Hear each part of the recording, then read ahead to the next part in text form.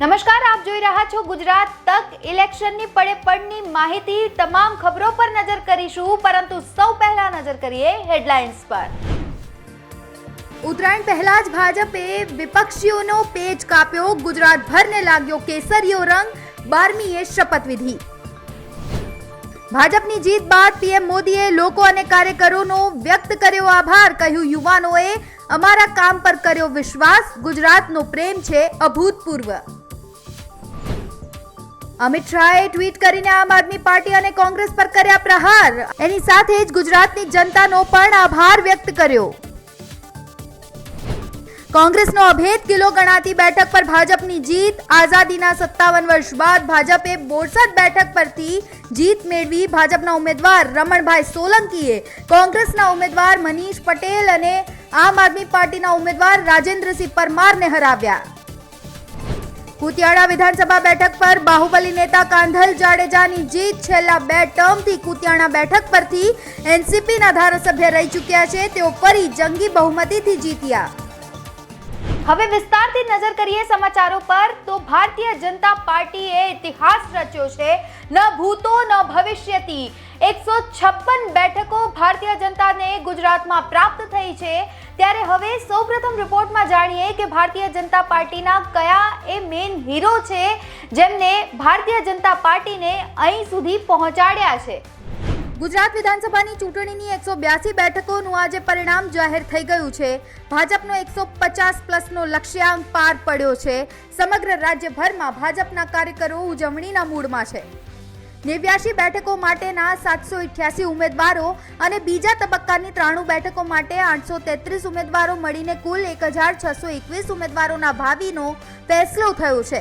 ગુજરાત વિધાનસભાની ચૂંટણીમાં ભાજપને અત્યાર સુધીના ઇતિહાસની સૌથી મોટી જીત મળી છે।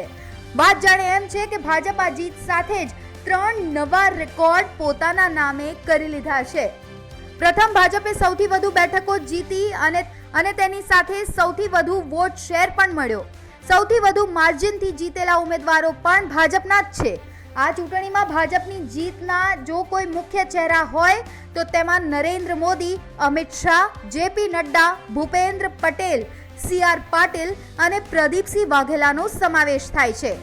ભાજપના સ્ટાર પ્રચારકો પણ ખૂબ મહત્વની ભૂમિકામાં હતા। સોશિયલ મીડિયાની ટીમ પણ આગળ ચડતી હતી। ભાજપના કાર્યકરો પણ મેદાનમાં હતા અને આ તમામ કારણોથી ભારતીય જનતા પાર્ટીનો વિજય થયો છે। હવે આવો સાંભળીએ કે ભાજપના નેતાઓ જીતને લઈને શું પ્રતિક્રિયા આપી રહ્યા છે। સૌપ્રથમ સાંભળી લઈએ મુખ્યમંત્રી ભૂપેન્દ્ર પટેલને। ફરીથી આ ગુજરાતની જનતાએ ભરોસો અને વિશ્વાસ મૂક્યા છે, એની જીત છે।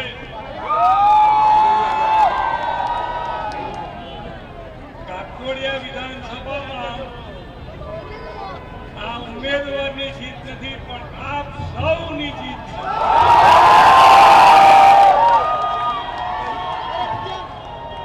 અહીંયા તો તમે બધા જ ઇલેક્શન લડ્યા હતા,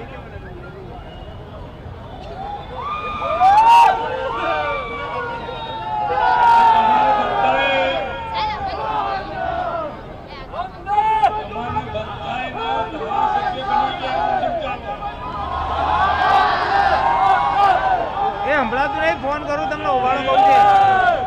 આપણી જવાબદારી જે છે એ જવાબદારી નરેન્દ્રભાઈએ પણ આપણામાં વિશ્વાસ મૂક્યો છે। એ વિશ્વાસમાં ક્યાંય ચૂક ના થાય અને પ્રજાજનોના ખૂબ સારા કામ થાય, નાનામાં નાના માણસના કામ થાય, એના માટે આપણે સૌ સાથે મળીને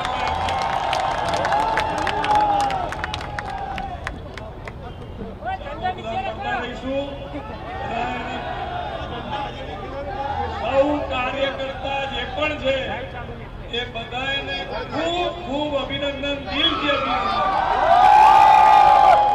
અને તમે બધાએ કાકરોડિયાની સીટ પણ ઐતિહાસિક જીત અપાઈ। આખા ગુજરાતમાં નંબર 1 ઉપર હતા, નંબર 1 ઉપર રાખ્યા છે તમે બધા।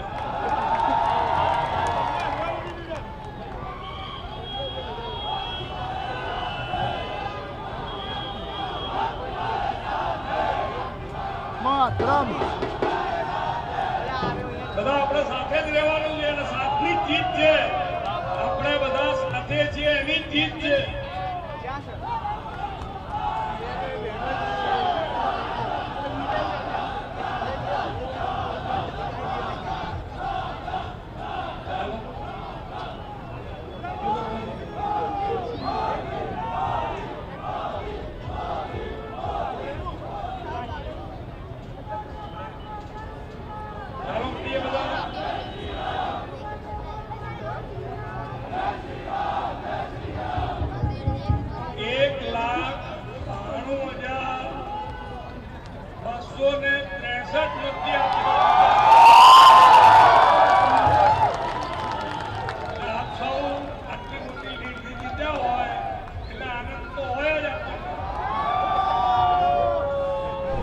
આભારી છું આપણા કેન્દ્રના નેતૃત્વના, આપણા માનનીય પ્રધાનમંત્રી નરેન્દ્ર સાહેબ મોદીજીની, અમિત શાહજીની, જેપી નડ્ડાજીની અને ફરી એકવાર ડબલ એન્જિનની સરકારના માધ્યમથી ખાસ આપણા ભૂપેન્દ્રભાઈ પટેલ છે. અને ખાસ દિલથી હું આભાર વ્યક્ત કરીશ કે એક પારિવારિક માહોલે ભારતીય જનતા પાર્ટીએ મને જે આપ્યો છે અને ભારતીય જનતા પાર્ટીના જેટલા પણ સન્નિષ્ઠ કાર્યકર્તા ભાઈઓ બહેનો છે, આ જીતની ક્રેડિટ મારા તરફથી એમને ડેડિકેટ છે કે હર હંમેશ અડીખમ, હર હંમેશ સાથે, પૂરા ઉત્સાહ, પૂરા જોશથી છેલ્લા 1 મહિનાની અંદર જે એક પારિવારિક માહોલ, જે એક લોકસંપર્ક, જે ઘરે ઘરે જઈ અને એક જે નેતૃત્વ એમણે સંભાળ્યું છે, તો એ જીતની ક્રેડિટ સર્વે બધા મારા ભારતીય જનતા પાર્ટીના જે હોદ્દેદારો છે, વોર્ડ પ્રમુખો છે, કોર્પોરેટરશ્રીઓ છે, શહેરના પ્રમુખ છે, મારા ઇન્ચાર્જ છે, હકુબા બાપુ છે, આપણા સાંસદ સાહેબ છે, સાંસદ મેડમ છે કે પૂનમબેન મેડમ છે, હકુબા બાપુ છે, આરસી સાહેબ છે, તમામને આ જીતનો ક્રેડિટ છે ક્યાંક ને ક્યાંક છે એને હું ડેડિકેટ કરું છું. ખાસ કરીને હવે આપ લોકસેવા કરતા હતા, હવે ધારાસભ્ય તરીકે વિધાનસભામાં જશો.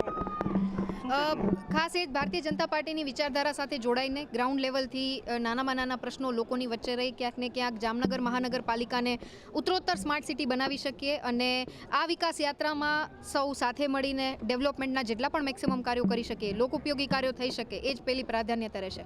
સૌપ્રથમ ચૂંટણીનો આવો ભવ્ય વિજય. Credit always goes to Bharatiya Janata party because ક્રેડિટના બધા સહભાગી છે, હકદાર છે અને તે દિલથી હું આભાર વ્યક્ત કરીશ કે મારી જ આ મેમોરેબલ જીત છે એ જીતનો સંપૂર્ણ શ્રેય કાર્યકર્તા ભાઈઓને જાય છે, કાર્યકર્તા બહેનોને જાય છે, પ્રમુખોને જાય છે, મારા પીઠબળ બનીને જેટલાય લોકોએ મારી પાછળ રહી અને મને જે પ્રોત્સાહન આપ્યું છે અને ખાસ કરીને મારા હસબન્ડ, એમને હું દિલથી શુભેચ્છા પાઠવું છું, દિલથી વિશ કરું છું કે જે રીતના એમણે મને સપોર્ટ કર્યો છે, આ ક્રેડિટ એમને પણ થોડી ઘણી હું આપીશ. આજે રવિન્દ્રએ આપને અભિનંદન પાઠવ્યા છે. એ સાથે જ છે, એટલે અભિનંદન મારે એમને આપવા જોઈએ કે એમની ક્યાંક ને ક્યાંક જે મહેનત છે, જે એક અલગ ફિલ્ડ, અલગ એક બેકગ્રાઉન્ડ ને છતાં પણ એમની સરસ રીતે એક प्रोत्साहन रूप जो मैंने मार्गदर्शन एमने आप्યું છે बदल. गुजरात विधानसभा चुनाव के लिए आज जो रिजल्ट आया है उसमें बात करें तो खेड़ा जिले की जो महुधा विधानसभा सीट है वहाँ पर पहली बार जो भाजपा ने भगवा लहराया है. ये सीट जो है वो कांग्रेस का गढ़ थी, लेकिन यहाँ पर आज़ादी के बाद पहली बार भाजपा ने भगवा लहराया है. हम बात करेंगे संजय सिंह महिड़ा से, जिन्होंने आज महुधा विधानसभा सीट पर ऐतिहासिक जीत दर्ज की है. क्या कहेंगे आप, पहली बार महुधा में भाजपा है? आदरणीय श्री नरेंद्र मोदी साहब और अमित शाह साहब और संगठन के प्रदेश अध्यक्ष श्री सी आर पाटिल साहब और हमारे सीएम भूपेंद्र भाई पटेल और संगठन के प्रमुख श्री विपुल भाई पटेल और महामंत्री श्री जो मेरे प्रभारी है महुधा विधानसभा के वो अजय भाई ब्रह्मभट्ट साहब और संगठन के सब कार्यकर्ता और संगठन के प्रमुख श्री, वो सब ने जो जनता ने जो आशीर्वाद दिया है उनको मैं खूब खूब आभारी जाता हूँ.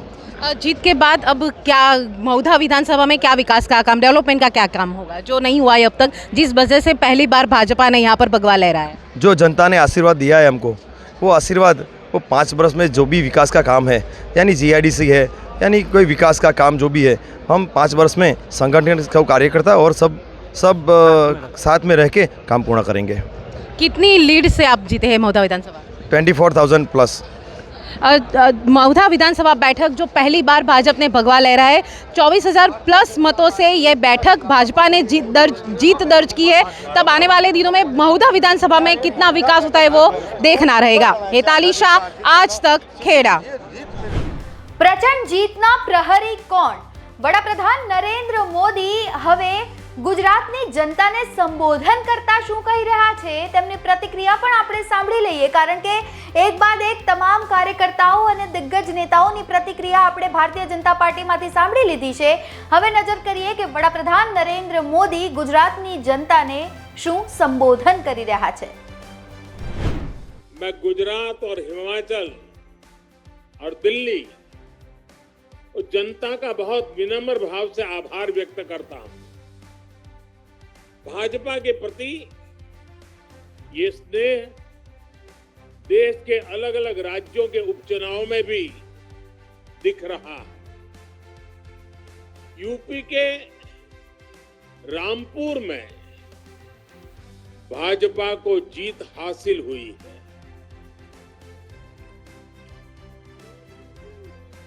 बिहार के उपचुनावों में भाजपा का प्रदर्शन आने वाले दिनों का स्पष्ट संकेत कर रहा है. मैं आज चुनाव आयोग का भी अभिनंदन करता हूं, उनका आभार व्यक्त करता हूं. और ये चुनाव के दरमियान एक बहुत बड़ी बात जिसकी चर्चा होनी चाहिए थी, जहां तक मेरी जानकारी है, एक भी पोलिंग बूथ में रीपोलिंग करवाने की नौबत नहीं आई है.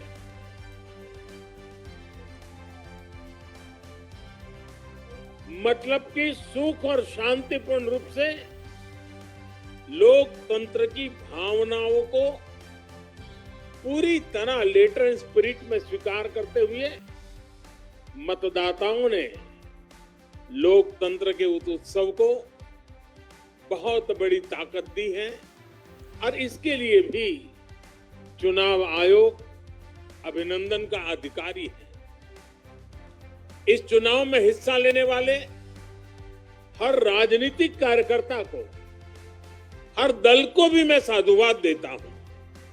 साथियों, आज मैं हिमाचल के हर मतदाता का भी बहुत बहुत आभारी हूं.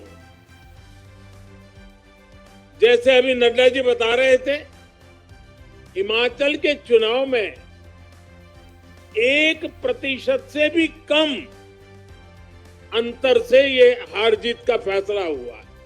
1% से भी कम. इतना कम अंतर से हिमाचल में कभी नतीजे नहीं आए हैं.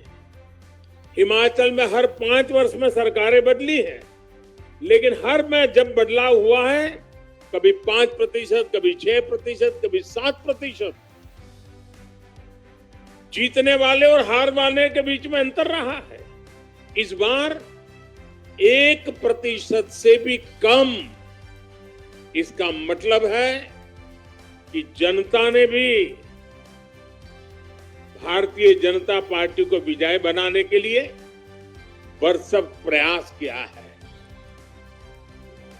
मैं हिमाचल की जनता को आश्वस्त करता हूं कि भाजपा भले ही 1% से पीछे रह गई, लेकिन विकास के लिए हमारी प्रतिबद्धता 100% रहेगी.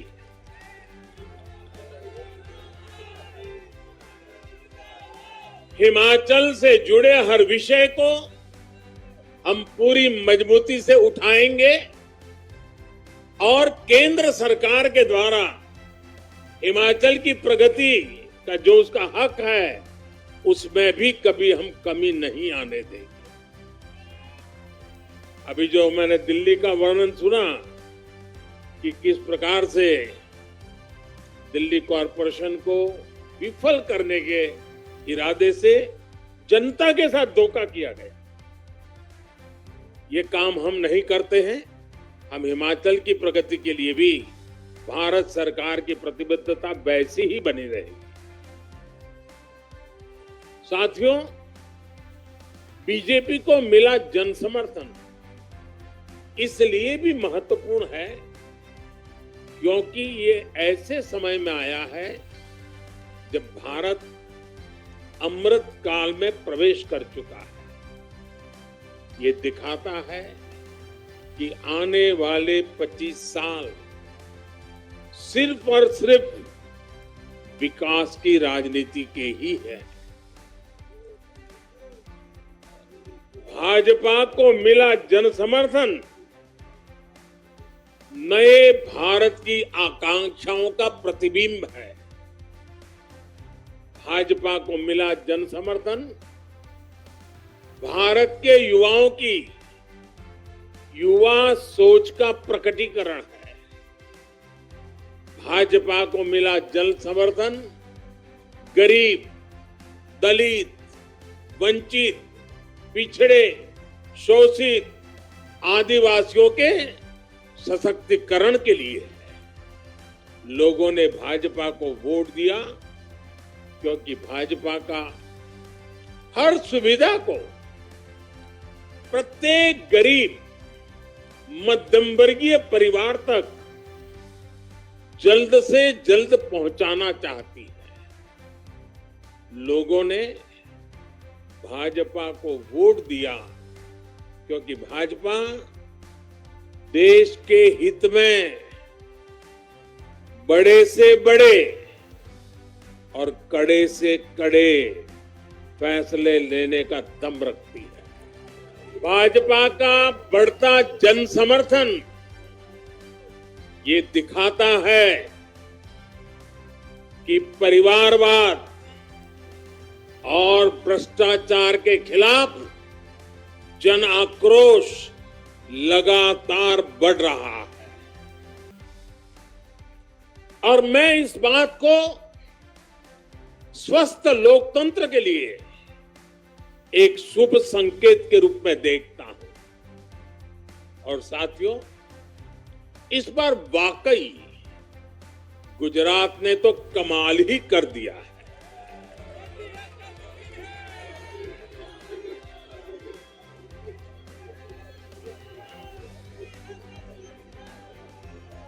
मैं नड्डा जी सहित सभी भाजपा कार्यकर्ताओं को बधाई देता हूं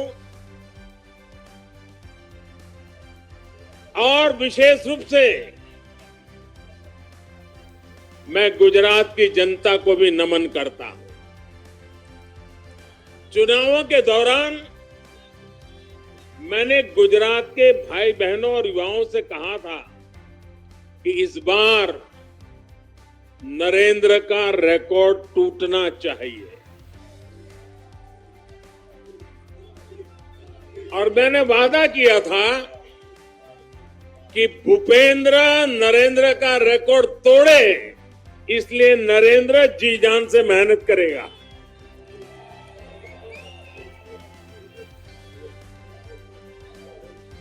और गुजरात की जनता ने तो रिकॉर्ड तोड़ने में भी रिकॉर्ड कर दिया। उसने गुजरात की स्थापना से लेकर के अब तक सारे रिकॉर्ड तोड़ दिए। गुजरात के इतिहास का सबसे प्रचंड जनादेश भाजपा को देकर गुजरात के लोगों ने नया इतिहास बना दिया है। તો વિધાનસભાની ચૂંટણીને લગતી અન્ય ખબરો પર પણ નજર કરીશું, પરંતુ હાલ રોકાઈશું વિરામ માટે।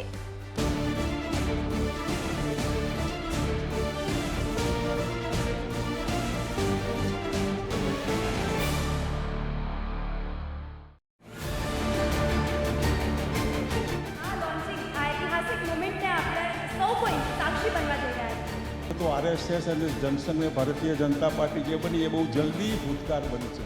ગુજરાતના લોકો સ્વાભિમાની લોકો, એમને સંગઠનનો ડર પણ લાગે છે અને એટલા જ માટે એ એટેક કરવાનો પ્રયત્ન કરે છે। અમે ભાજપની જેમ કાગળ ઉપર દારૂબંધી અને પાછળથી ખિસ્સા ભરવાનો કાર્યક્રમ નહીં કરીએ। ભરતી અટકી પડી છે, શા માટે અટકી પડી છે? 27 વર્ષથી શાસનમાં છે ભારતીય જનતા પાર્ટી, તેના કારણે કોંગ્રેસે શોધવા જોઈએ। સામાન્ય રીતે પૃથ્વીનો ગોળો ઊંધો થઈ જાય એવા કોઈ ચાન્સીસ નથી, પણ ધારો કે થઈ જાય તો પણ ભાજપ આ જન્મમાં ઇમ્પોસિબલ। ગુજરાત તક આવી રહ્યું છે નેતાઓ અને જનતાનો મિજાજ જાણવા। કોંગ્રેસની ફાઇટ છે લોકશાહીને બચાવવા માટે। આ જ યુવાઓ સાથે અમે વાત કરવા માટે આવી પહોંચ્યા છીએ સંસ્કારી નગરી વડોદરાની MS યુનિવર્સિટીમાં. ગુજરાત તકનો રથ અમદાવાદથી પહોંચી ચૂક્યો છે રાજકોટમાં. જય દ્વારકાધીશ. ગુજરાત તકની ટીમ પહોંચી છે દ્વારિકા નગરીમાં. ગુજરાત તકનો ચૂંટણી રથ જે છે તે ગુજરાત વિદ્યાપીઠમાં પહોંચી આવ્યો હતો. વિધાનસભાની ચૂંટણી આ વખતે ખૂબ જ રસપ્રદ રહેવાની છે.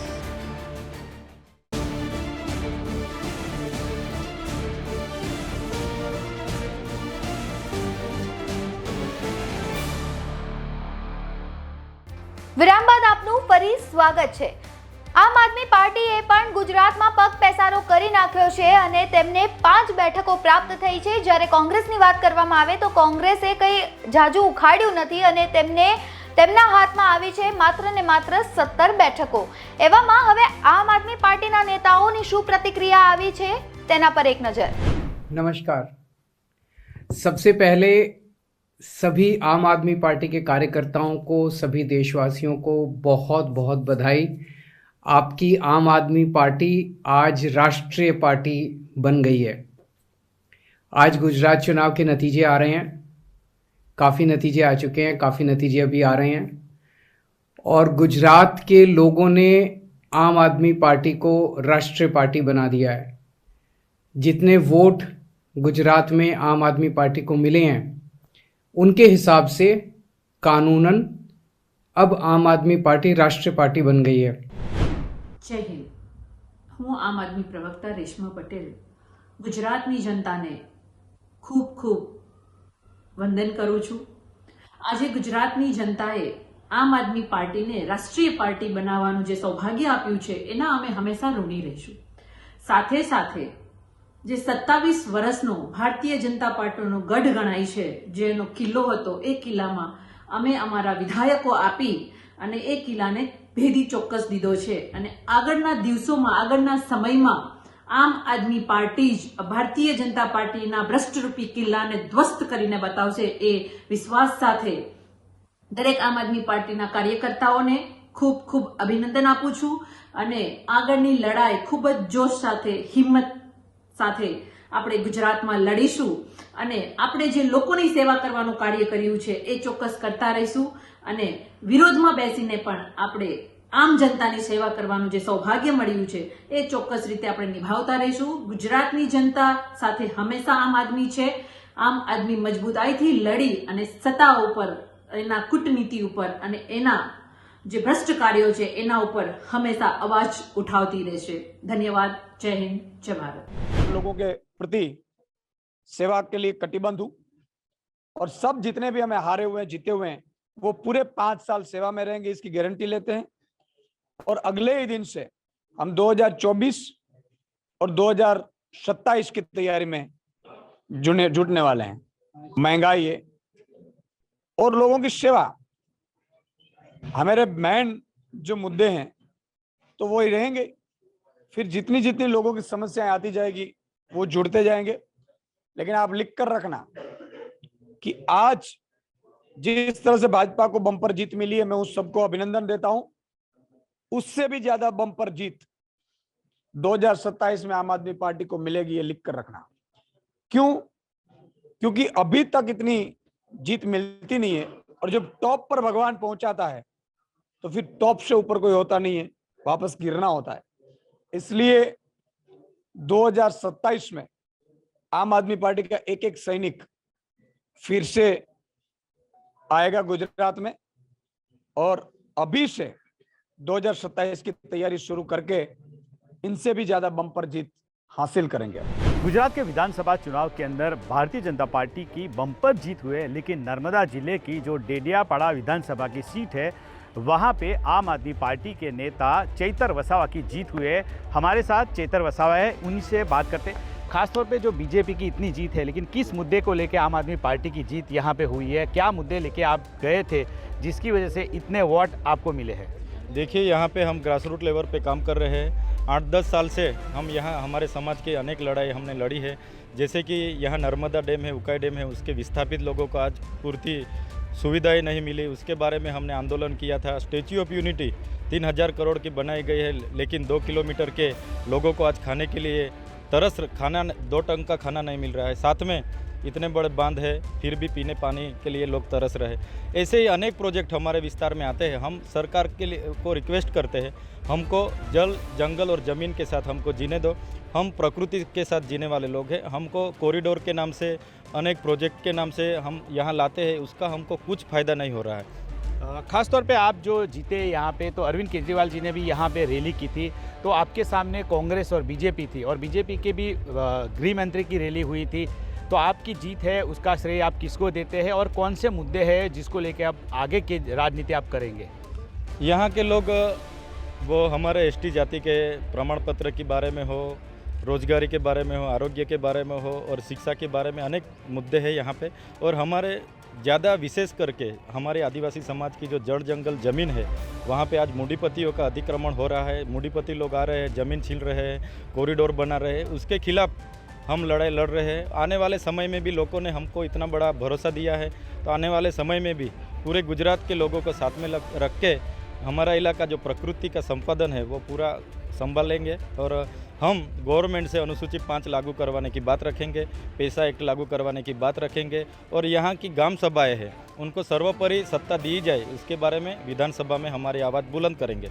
विधानसभा में आप अपनी आवाज़ बुलंद करेंगे, लेकिन एक और सवाल यही है कि आम आदमी जो पार्टी है वो यहाँ पे कम सीटें जीती है, लेकिन आने वाले दिनों के अंदर किस तरह से आप 2024 के चुनाव भी आ रहे हैं, और कौन से ऐसे जो मुद्दे हैं उसको लेके गुजरात के खासतौर के ट्राइबल एरिया में आम आदमी पार्टी जाएगी? आम आदमी पार्टी की गारंटी और विशेष करके हमारे आदिवासी समाज की जो गारंटी दी थे वो अच्छी थी। लोगों को कहीं ना कहीं आम आदमी पार्टी या उनके कैंडिडेट लोगों तक पहुंचे नहीं होंगे, कुछ न कुछ हमारी खामियां होगी। फिर भी आने वाले समय में 2024 हो, 2027 हो, हम सबको समझाएंगे और सबको साथ लेके जाएंगे, और बिल्कुल आने वाले समय में हम सफल होंगे। खास तौर पे आज हम बात करेंगे कि आपके जो राजनीतिक गुरु है छोटू भाई वसावा और महेश भाई वसावा, जिनके साथ मिलके आपने अपनी राजनीति की शुरुआत की थी, और अब आम आदमी पार्टी के अंदर आप जुड़े हैं और अब विधायक भी बन चुके हैं, क्या कहे उन दोनों के बारे में और उनको क्या संदेशा देना चाहते हैं? हाँ बिल्कुल, छोटू भाई वसावा साहब, महेश भाई वसावा साहब हमारे गुरु थे, हैं और रहेंगे। उनका मार्गदर्शन लेके ही आने वाले समय में जड़ जंगल ज़मीन की पूरी लड़ाई हम यहाँ अंबाजी से उमरगाम चलाएंगे, और बहुत कुछ सिखाया है उन्होंने, तो उनका भी प्रणाम करते हैं, उनका भी आभार व्यक्त करते हैं। साथ साथ में यहाँ की जो जनता है जो हमको मार्गदर्शन देती है, उनको भी साथ में लेके आने वाले समय में आगे बढ़ेंगे। आखिरी सवाल, इसको लेके आपकी जो जीत हुई है, क्या आपकी अरविंद जी से या तो कोई आम आदमी पार्टी से किसी नेता से भी बात हुई? क्या बाहर निकलने के बाद क्या बात करेंगे? और आपने अपनी जीत जो आपकी तय थी, ऐसा कुछ कहा था उनसे, क्या कहा था उनसे चुनाव से पहले? हाँ, अभी तक तो हम यहाँ से बाहर नहीं निकले हैं। अभी बाहर निकल के हम हमारे प्रभारी जी है डॉक्टर संदीप भाई पाठक जी साहब, उनसे बात करेंगे, और केजरीवाल साहब से भी बात करेंगे। और वो उन्होंने कल हम शाम को हमने बात किया था, उन्होंने शाम को ही हमको बधाई दी थी कि चेतर भाई कुछ भी हो जाए, आप सीट निकल रहे हो, आप जीत रहे हो। एडवांस में हमको बधाई दिया था केजरीवाल साहब ने। तो ये थे आम आदमी पार्टी के विधायक बन चुके चेतर भाई वसावा, जिन्होंने कहा है कि उनको कल शाम ही उन्होंने अरविंद केजरीवाल जी ने उनको बधाई दे दी थी, क्योंकि उनकी जीत तय थी। गौरतलब है कि नर्मदा जिले की डेडियापाड़ा जो सीट है, ये सीट के ऊपर इस बार बीजेपी की टक्कर आम आदमी पार्टी से थी, लेकिन आम आदमी पार्टी के नेता चेतर वसावा चुनाव जीते हैं, और आने वाले दिन में इनका कहना है कि आदिवासी जो मुद्दे हैं उसको लेके ही वो आगे जाएंगे। इसी को लेके लगता है कि आने वाले दिनों के अंदर जो कांग्रेस के जो आदिवासी क्षेत्र के जितने भी बड़े मुद्दे थे, वो मुद्दे अब आम आदमी पार्टी ने अपने हाथों में ले लिया है। तो लगता है कि लोकसभा के चुनाव के अंदर भी आम आदमी पार्टी इसी मुद्दे को लेके आगे जाएगी। नरेंद्र पेपरवाला, नर्मदा। तो आ रिपोर्ट में અત્યારે બસ આટલું જ। વધુ સમાચાર માટે આપ જોતા રહો ગુજરાત તક। નમસ્કાર।